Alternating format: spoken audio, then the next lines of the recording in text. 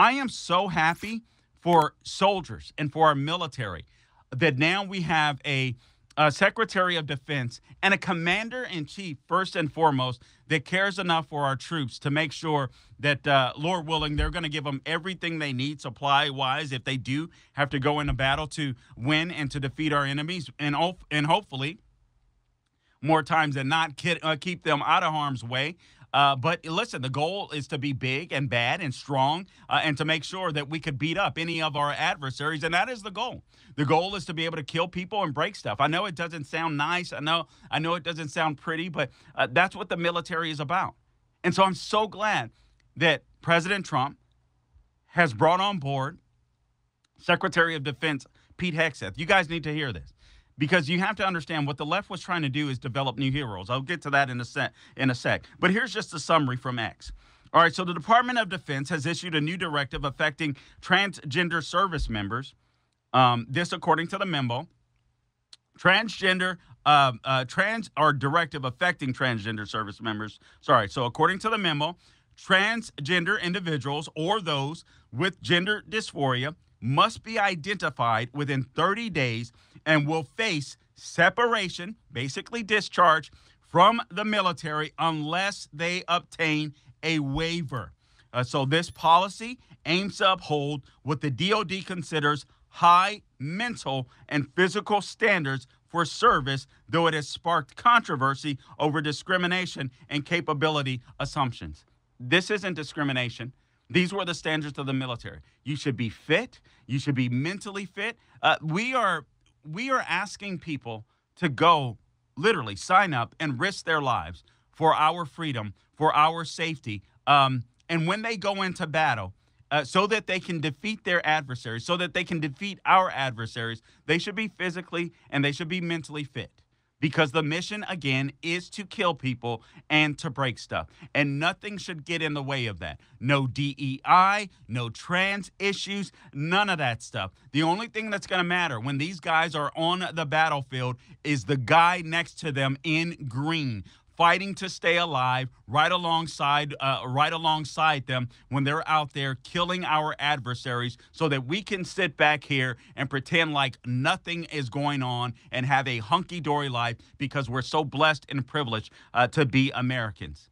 That's essentially what it's about. So kudos to President Trump. Kudos to the Secretary of Defense of removing wokeness out of our military. And so what the left was trying to do when it came to trans soldiers in the military, it wasn't just trying to make sure that transgender people that suffer from gender dysphoria with that mental condition, it wasn't just that the left wanted them to be able to serve. It wasn't about discrimination. It was about tearing down one of our pillars. That's what it was about. It was about creating new heroes. No, super friends aren't heroes. No, police officers aren't heroes. No, firemen aren't heroes. No, soldiers aren't heroes. A dude that wants to be a girl, that's a hero. That's what the left tries to do. They have to tear down America and rebuild it. Hat tip red state. Regarding the DOD issuing their new guidance, ordering the military services to begin the process of discharging trans members of the armed forces in 30 days. The new policy recognizes only two sexes. It requires members of the armed forces to adhere to the physical fitness and grooming standards of their biological sex. Oh, my goodness. Tommy Doolittle is going to go nuts over that one. Any attempt at chemically or surgically changing sex makes the person unsuitable for military service. Now, that's so important. Now, why is that important? Because if you're willing to mutilate your body, if you're willing to chop off body parts, guys, clearly there's something wrong with you. And it's about time we have a military that's willing to say so. It's sad that this is where we are in our culture, but this is where we are.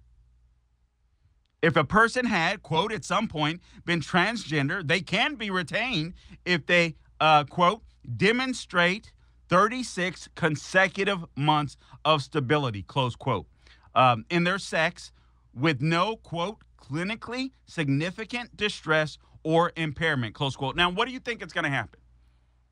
If these people are mentally stable, if they just get some type of kick of looking like a woman, maybe get aroused, a man dressing like a woman, that does exist, what's going to happen?